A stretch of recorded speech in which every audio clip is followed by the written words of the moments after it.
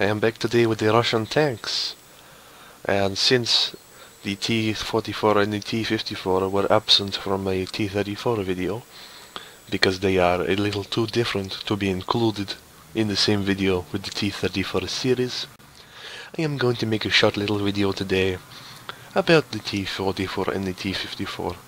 They are actually more similar than you may think.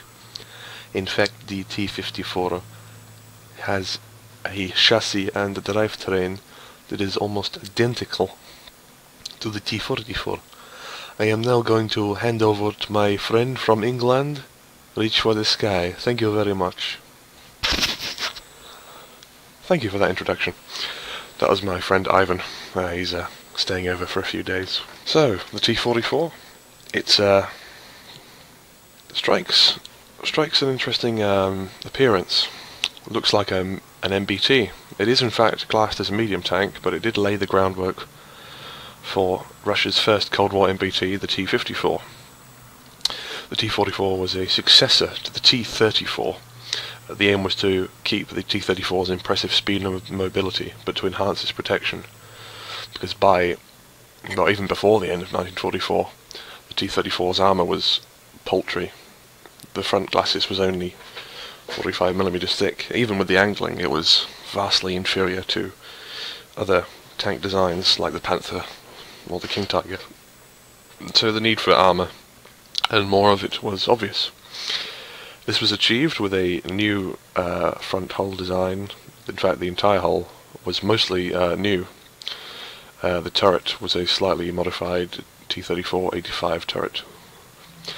The front hull is 90mm thick and it's sloped at 40 degrees, which is equivalent to roughly 140mm of flat steel. It's got a powerful V12 engine, the V-44, which gives it a good power-to-weight ratio. It's got a low, wide profile, which gives it a small silhouette, and it keeps it stable gun platform. But this meant crew space was actually pretty limited inside, not much headroom. There was an attempt to mount the 122mm D-25T, recognisable from the IS-2, but the turret was too small, so they had to use the ZIS S-53 from the T-34-85. The armour protection on the front hull, 140mm equivalent, is about 2.5 times as protective as the T-34's hull, so they did achieve their aim to improve the protection. And the tank is also very mobile, so the specifications were met, apart from the improved armament, which the T-54 later addressed. Turret front is 120mm, the hull side is 75, pretty good for a Russian tank of the time, and the side of the turret was 90, so all around protection. The T-44 would have seen combat in World War II, but reliability issues weren't ironed out in time. It was actually ready in late 1944, but there were too many problems for it to see frontline service. So that's the T-44, the precursor to the T-54, the first Cold War battle tank fielded by Soviet Union. The T-54's hull, the chassis, the drivetrain, almost unchanged from the T-44. The main change is the new turret. This new hemispherical dome shape was directly inspired by the IS-3's turret. As you can see, it lacks a shot trap, which is a bonus, and it's also better curved. The front turret viewed from directly ahead. There's a very small flat surface. Only really this little square here is closer. It's the closest area to being flat, but there's no flat surface like with the T-44's turret. The T-44's turret was too small to fit improved armament over the later models of the T-34. But this larger turret allowed a fitting of the 100mm D-10T, which is a direct adaptation of the SU-100's gun, which is a vast improvement over the ZIS S-53. Armour protection over the T-54 was once again improved.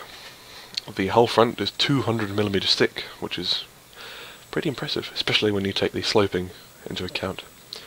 The glacis was improved to 100mm, the hull side was raised to 80, and also, as you can see here, the turret had a mounting for a Degtyaryova Shpagina Krupnokaliberny heavy machine gun. You may know it as the DSHK. So that's the T-44 and T-54.